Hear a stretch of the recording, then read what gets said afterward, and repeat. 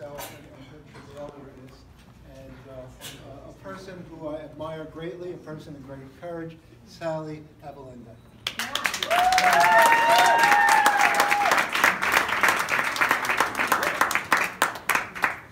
I'm at a disadvantage. I did not know I was going to speak.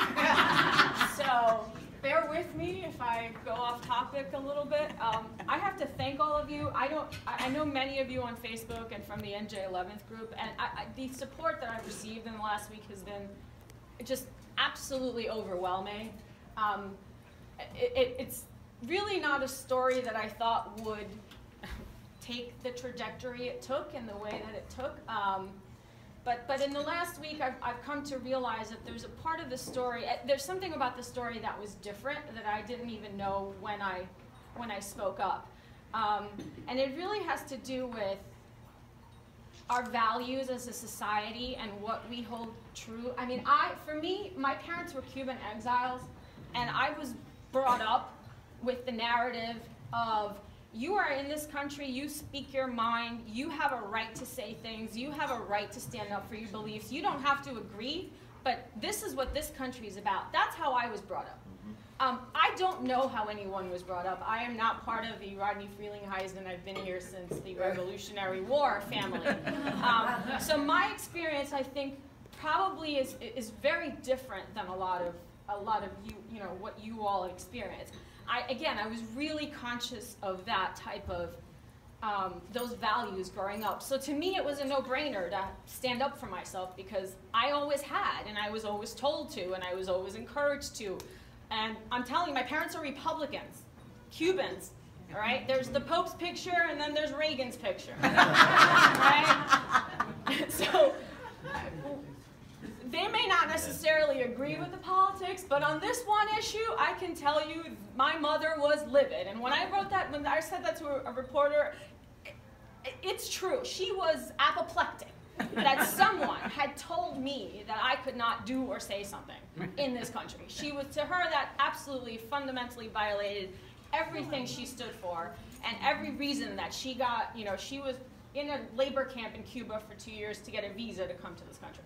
So I actually think I missed that entire narrative when I threw the story out into the world, because I thought, oh, it's going to get a little press.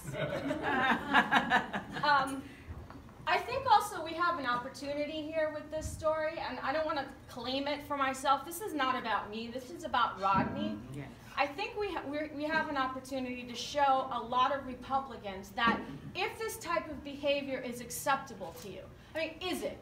Politics aside, do you want to live in a society or a district or a town where that's okay? And is it okay that your candidate that you backed, you voted for, does that cross a line for you? Because again, I'm not a politician. I'm not running for anything. You guys are all running. You guys have campaigns. You guys are paid, some of you, by the machine, you know, apparently. I don't have a George Soros check. I have an internet connection and a phone. And that was my activism, on the phone, at Facebook. So to sort of pick on someone or find someone that isn't doing this for a living, didn't take the risk on, I thought really it's something that you all should take back in your conversations with your constituents and say, you know, is that really the party that represents your values? Politics aside. So we do have an opportunity, I think, to make a difference this year, and all of you have said a piece of that in some way.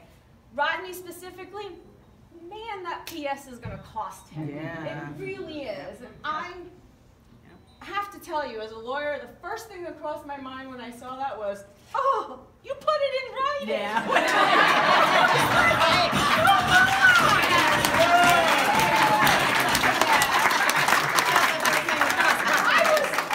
Everyone asked me, were you intimidated? I was like, no, I thought it was hysterical. I really wanted to call him up and say, who is advising? You're right. Do you need a lawyer? Because I know people. I could not understand it. But I think it speaks to the fact that, and I think his arrogance and his thought that he has never been challenged, and the idea that somehow this is his family business. So I agree with your statement. This is not a family business. We hire this guy every 2 years. We hire him. We say, that's your job for 2 years. So he works for us. And I just couldn't even understand what would make someone think that that was never going to, that was not going to go public. I mean, I just really. So other than advising him maybe to get a lawyer, I would just say, I'm just so happy to see all the support here and to see all of you guys energized. It is incredibly inspiring because I haven't done anything. I'll just table that. Just keep doing what you guys are doing. It's really incredible to watch. And I'm like I said, I've met a lot of you. I don't know a lot of you, but I've met a lot of you on Facebook. I'm still trying to put faces and names together, but thank you so much for all the support. I really appreciate it.